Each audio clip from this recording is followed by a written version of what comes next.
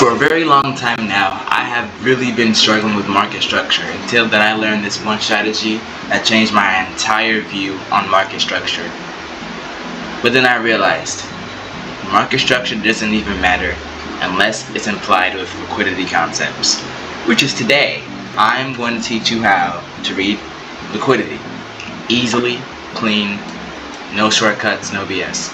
Now, as you see, I've been trading for a very long time, hit a lot of trades, done a lot of things, tried a lot of new things, but only this one way helped my trading. The market only moves to collect liquidity or to basically go back to fair value. So in an uptrend, most people would say it works like this, creating higher highs and higher lows, which is true to an extent, but it doesn't always look as clean cut as up and down. Otherwise, everybody will be a trading millionaire if it was that freaking simple. But it's really like this. It goes up, it goes down, it goes up, down, up, down, up, down, up, down, up, down. And it goes up, down, and up. Then it reduces liquidity, and then it goes up even more, up, down, up, down. That's a realistic uptrend. And I intentionally drew this uptrend to hit certain demand areas, like this, like this, like this. So this is what I call the superior uptrend. The superior uptrend is basically an uptrend that's realistic and it's based off of a real price action. So let me give you an example. We're on 15-minute time frame of NASDAQ. We see an up. It breaks this structure right here, sweeping all the people who sold right here. Then it comes back down to this demand area right here. After bouncing off of that, it comes back up and then bouncing off another demand area that's higher than the last one. You see how it isn't like basically up, down, up, down, up, down, up, down. It goes up, then it goes down. Then it goes up, then it goes down. Then it goes up, then it goes down. It's the same area of demand, and then it goes up, and then it goes down. It's more simple than a clean-cut uptrend. Now you may be asking, why does this help me with liquidity? Well, because most people think that every single time price breaks structure is a break of structure, which is not true. There's a difference between a break of structure and a sweep of liquidity. So a break of structure is a real move in the market. For instance, up, down, up, down, up, down. You see how this down move is way more bigger? That's because before going down, it swept the liquidity that was resting up at this high right here. This is my number one A+ setup that I trade every single time, for shorts and for buys. It needs to sweep liquidity before a move. Now to remind you, liquidity is money in the market. It's opposing liquidity, or basically opposing people. And guess what? The banks, the institutions of the market that are moving this market, they need liquidity to fuel every single move. Literally right here, look what it did. Before it swept this low to continue to the highs. And if you would have bought right here, stopped right here, targeting this high, that's a 1 to 4 risk to reward ratio, and the average risk to reward ratio of a trader is 1 to 2. That's literally double just by using this simple liquidity framework, which is what everyone should be using in the markets. So all you need to do is find areas where price wants to be at fair value, or it is seeking liquidity. This not only allows you to trade big moves, but also allows you to trade pullbacks of the liquidity because you know where the price and you know where the direction is going.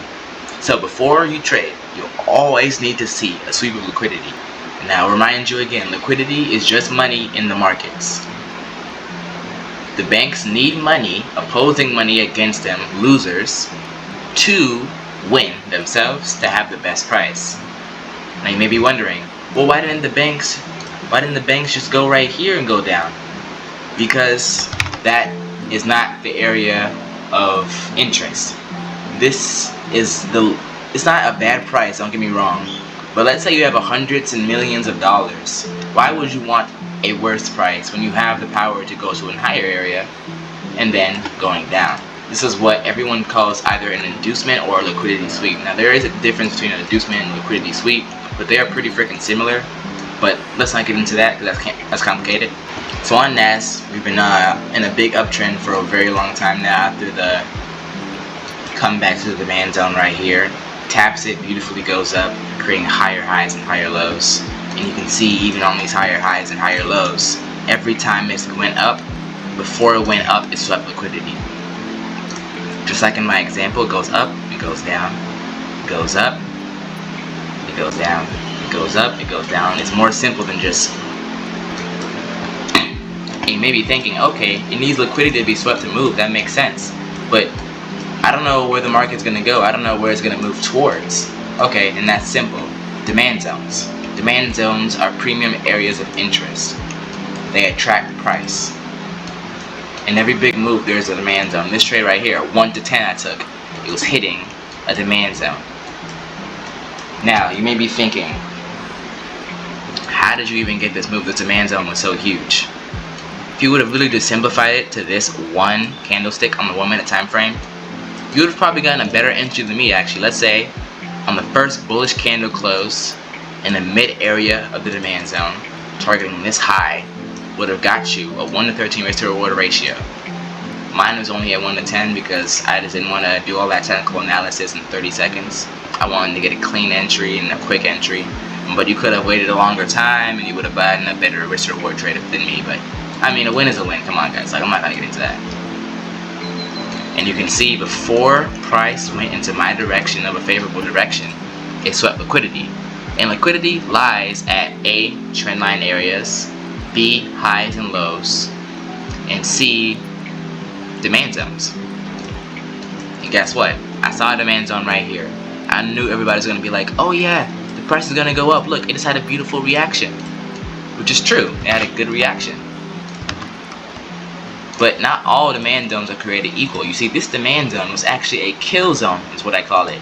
And a kill zone is basically a zone that gets destroyed before the move to go into the real zone to then continue to the upside. So in this situation, this was the kill zone. Price had a fake reaction to get all the buyers excited and whatnot, and then goes to the real zone. And guess what? Even in the pullback / continuation to the zone to the downside that it needed to go to this zone, guess what? It swept liquidity again before going down. Impulse, correction, impulse, then destruction, and then impulse. It always works like that, even in a bullish uptrend. Impulse, correction, impulse, destruction, and then another impulse. And that's what I got that day.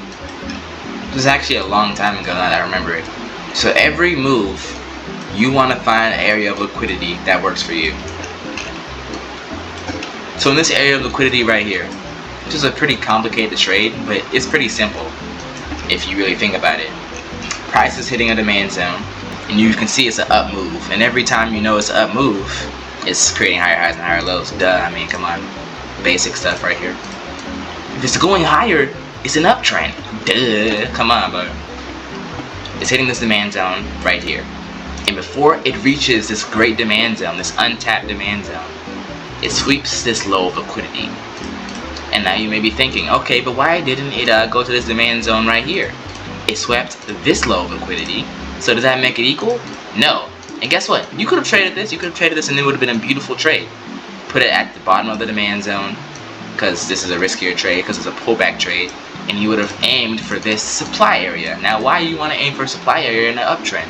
Because even if it's an uptrend, price still needs liquidity to seek out.